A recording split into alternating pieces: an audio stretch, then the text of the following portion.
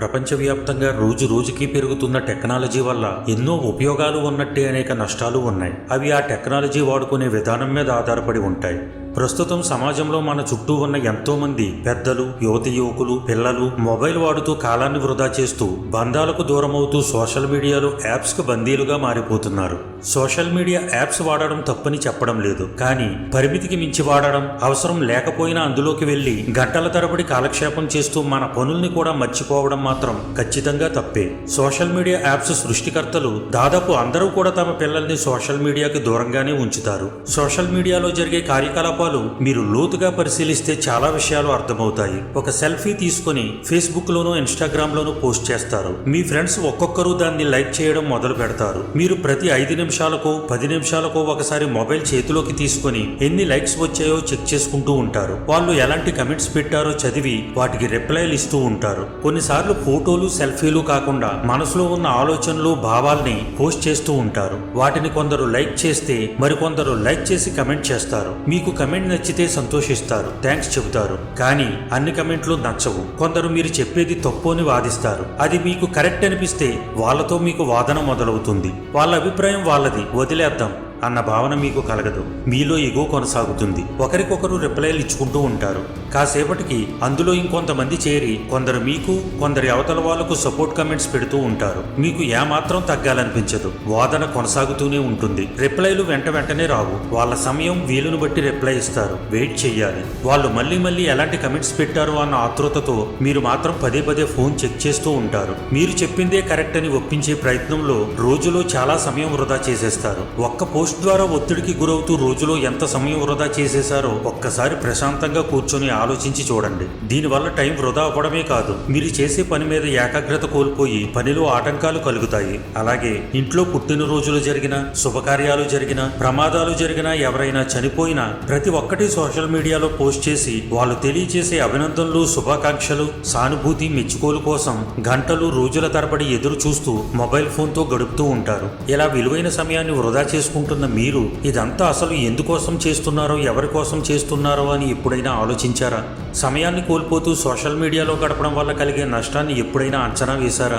Social media ఎంతో మందికి బలహీనతగా మారిపోగా మోసగాళ్లకు, నేరగాళ్లకు, అవకాశవాదులకు బలంగా మారిపోయింది. ఇక్కడ కనిపించే అకౌంట్లన్నీ నిజమైనవి కావు. కొన్ని ఎలాంటి వివరాలు కనిపించని అకౌంట్లు, కొన్ని ప్రముఖులు, సెలబ్రిటీల పేర్ల మీద క్రియేట్ చేసిన నకిలీ అకౌంట్లు, మరికొన్ని విచిత్రంగా అబ్బాయిల పేర్ల మీద అమ్మాయిలు, అమ్మాయిల పేర్ల మీద అబ్బాయిలు క్రియేట్ చేసినవి. అమ్మాయిలు, అబ్బాయిలు ఒకరినొకరు ప్రేమిస్తున్నానని మాయమాటలు చెప్పుకొని వాళ్ళ అవసరాలు తీర్చుకొని తర్వాత వదిలేస్తున్నారు. నమ్మించి మోసాలు చేస్తున్నారు. దీనివల్ల సమయంతో పాటు డబ్బు కూడా పోగొట్టుకుంటున్నారు. మానసిక వేదనకు గురవుతున్నారు. పెళ్లైన వాళ్ళు ఎందరో వివాహేతర సంబంధాలు పెట్టుకుని కొందరు డబ్బు దోచుకోవడం, కొందరు మోసపోవడం తరచూ వార్తల్లో చూస్తున్నాం. ఇందుకు ఒంటరితనం ఫీల్ అవుతున్న వాళ్ళే ఎక్కువ శాతం టార్గెట్ గా కనిపిస్తున్నారు. అలాంటి వారికి జీవితంలో కొత్త ఆశలు, ఆనందాలు, భ్రమలు కల్పిస్తూ వారికి కావాల్సినవి దోచుకుంటున్నారు. బెదిరింపులకు పాల్పడి బలవంతంగా లాక్కుంటున్నారు. ఒకప్పుడు వందల్లో, వేలల్లో సాగిన ఈ దోపిడీలు ఇప్పుడు లక్షలు, కోట్లలోకి మారిపోయాయి. ఇలాంటి మోసాలు బయటపడిన తర్వాత పోలీసుల్ని ఆశ్రయించినా పెద్దగా ప్రయోజనం ఉండదు. నేరాలకు కూడా టెక్నాలజీని కొత్త మార్గాల్లో వాడుతున్నారు. ఇలాంటి ఉచ్చుల్లో చిక్కుకుని బాధపడే కంటే అసలు ఉచ్చులో పడకుండా జాగ్రత్తగా ఉండడం చాలా మంచిది. కొందరైతే మోసాల వల్ల కలిగిన కష్టాల్ని, జరిగిన నష్టాల్ని భరించలేక ఆత్మహత్యలు కూడా చేసుకుంటున్నారు. సోషల్ మీడియాలో కొత్త బంధాలు, బంధుత్వాల కోసం పరుగులు పెట్టే ఎందరో మన చుట్టూ ఉన్న విలువైన బంధాల నుండి దూరమైపోతున్నారు. అందరూ ఇంట్లో ఉన్నప్పుడు సరదాగా కబుర్లు చెప్పుకునే రోజులు దాటిపోయాయి. ఇంట్లో అందరూ ఉన్న ఒక్కొక్కరు ఒక్కో ఫోన్ చేత్తో పట్టుకుని దానితోనే గంటల తరబడి కాలక్షేపం చేసేస్తున్నారు.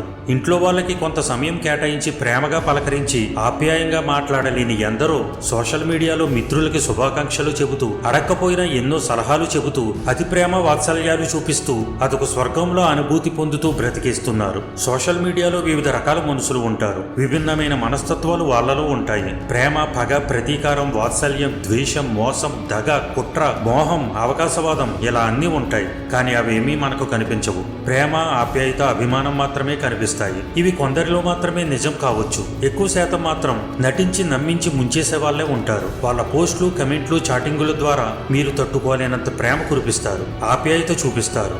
నీకు ఎలాంటి కష్టం వచ్చినా నేనున్నాను అన్న భరోసా కల్పిస్తారు. అదంతా నిజమని నమ్మిన వాళ్ళు ఎన్నో కోల్పోతారు. మన జీవితం చాలా చిన్నది. ఉన్న ఈ కాస్త జీవితంలో కాలాన్ని వృధా చేస్తూ ఇలాంటి వాటిలో ఇరుక్కుపోవడం అవసరమా?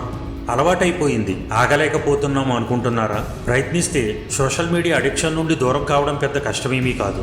అందుకు మీరేమి చేస్తే బాగుంటుందో చూద్దాం. సోషల్ మీడియాలో భోజనం చేస్తూ తీసుకున్న సెల్ఫీలు, బైక్ మీద కార్ల మీద వెళ్తూ షూట్ చేసిన వీడియోలు, కుక్కని ముద్దాడుతూ ఫోటోలు, షాపింగ్ చేస్తూ చేసిన రీళ్లు లాంటివి పోస్ట్ చేయడం వల్ల వాటికి వచ్చే లైక్లు, కమెంట్లు, షేర్ల మీద విపరీతమైన ఆసక్తి పెరుగుతుంది. కాబట్టి పదే పదే ఫోన్ చేతిలోకి తీసుకుని చూడాలనిపిస్తుంది. మనం గమనించలేనంతగా సమయం వృధా అవుతుంది తప్ప ఇంకేమీ ప్రయోజనం ఉండదు. కాబట్టి సోషల్ మీడియాలో మీకు అవసరం లేని కేవలం సరదా కోసం పెట్టే పోస్టులకి దూరంగా ఉండండి. తప్పనిసరి ఏదో అవసరం నిమిత్తం సోషల్ మీడియా యాప్స్ ఓపెన్ చేసినా మీ పని పూర్తవగానే ఆలస్యం చేయకుండా వాటిని క్లోజ్ చేసేయండి. సైబర్ నేరగాళ్లు చాలా మంది అకౌంట్లు హ్యాక్ చేసి వాళ్ళు మీ ఫ్రెండ్స్ అని నమ్మిస్తూనే డబ్బులు అడిగి దోచుకుంటున్నారు. కొందరు వాళ్ళ అవసరాల కోసం కొత్తగా స్నేహం చేస్తున్నారు. ఈ సమస్య సోషల్ మీడియాలో ఈ మధ్య కాలంలో బాగా ఎక్కువైంది. కాబట్టి అపరిచితుల్ని గుడ్డిగా నమ్మేయకండి. అలాగే ఎవరైనా మీ ఫ్రెండ్ అని చెబితే మెసేజ్ ద్వారా కాకుండా ఫోన్ చేసి అవతలి వ్యక్తి మీ ఫ్రెండా కాదా అన్నది నిర్ధారించుకోండి. మీరు ఒంటరితనంతో బాధపడుతుంటే ఓదార్పు కోసం సోషల్ మీడియాను ఏమాత్రం ఎంచుకోకండి. కొందరు నటిస్తూ మీ సమయం వృధా చేయడమే కాకుండా మిమ్మల్ని కొత్త సమస్యల్లోకి లాగుతారు. చివరిగా ఒక మాట, సోషల్ మీడియా సరదాకి తప్ప మీ ఎదుగుదలకి ఏమాత్రం అవసరం లేదని మీకు అనిపిస్తే ఒక్క నెల రోజులు యాప్స్ మీ మొబైల్ నుండి అన్ఇన్స్టాల్ చేయండి. మీలో వచ్చే మార్పు మీకే ఆశ్చర్యం కలిగిస్తుంది. కొద్ది రోజులు మాత్రం సోషల్ మీడియాలో అందరినీ మిస్ అవుతున్నట్టు అనిపిస్తుంది.